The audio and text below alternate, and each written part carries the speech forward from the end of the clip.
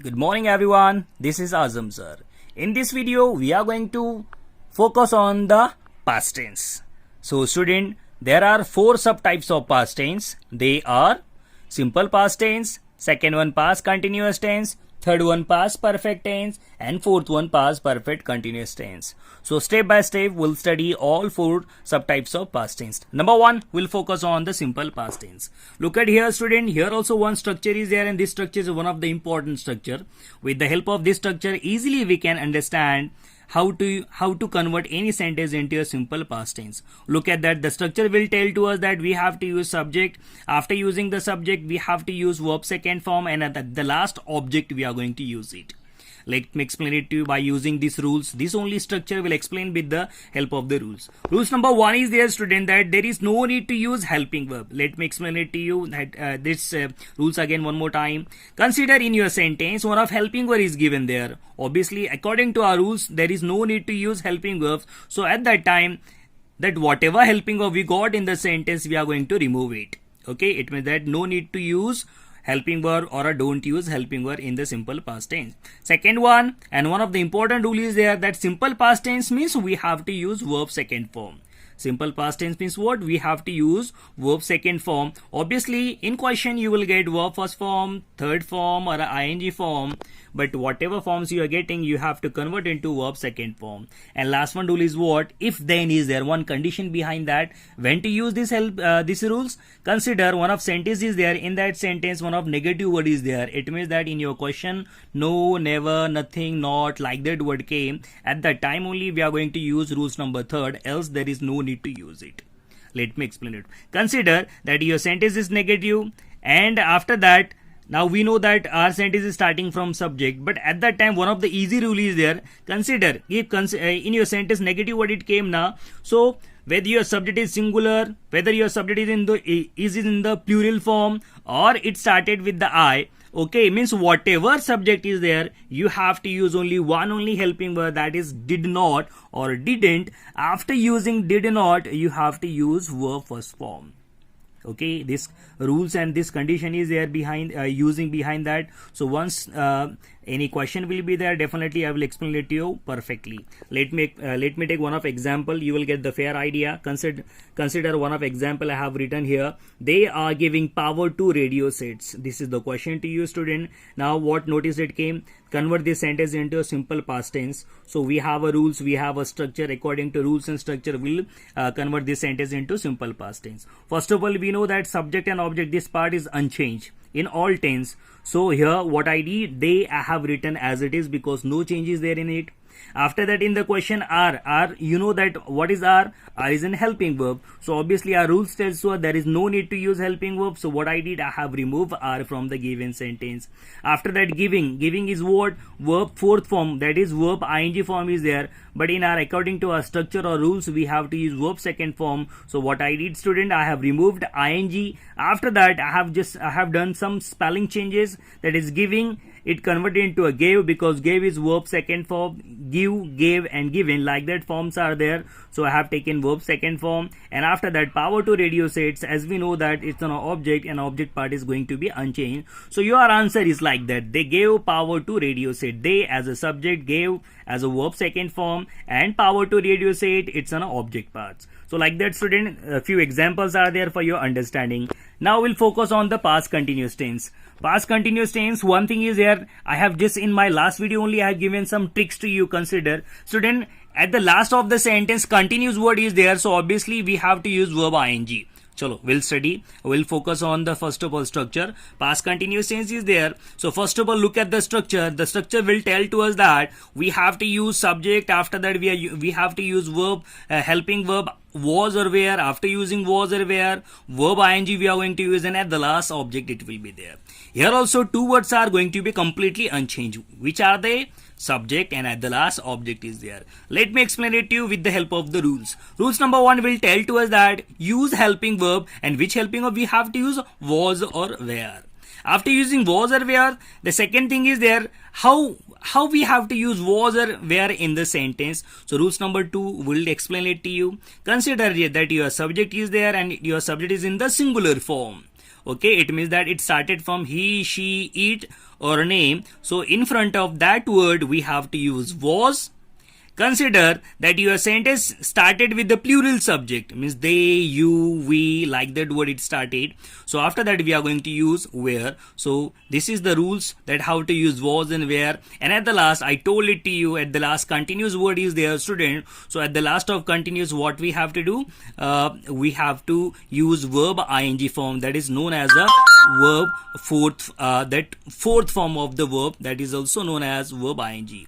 Now student, look at that one of example I have taken for your better understanding. Look at the example. I have been swimming at all these places. I have been swimming at all these places. This is the question to us. Look at that in question. What thing we got? We got subject I. We got helping verb have been. After that verb ing we got swimming. And at all these places, this is an object. Now we have to convert this question by using the that above structure. Look at that. I subject is there, unchanged is there, so I have written was as it is. Sorry, I as it is. After that, helping verb we got have been, but we have to use have, was or where. What we have to use? We have to use was or where. So what I did, I is what? I is in singular subject. So in front of singular what we have to use was. So I have removed have been from the question, and in front of that I have written I was. After that we have to use verb ing, and luckily, fortunately, we got the ing form only. So here there is no need to do any kind of changes in the spelling. So swimming as it is swimming, and object part is there, it's going to be unchanged. So here at all these places as it is, we have done the complete answer. I was swimming at all these places. Now student, for your better understanding, few examples are there. You can use it, this example, you can solve this, definitely will clear. Automatically your doubts are going to be clear. Now student, will focus on the third one topic. That part is known as a past perfect. One of the easy part is there, past perfect tense, and one of the important is there, if any question is coming, so maximum chances on it only past perfect tense.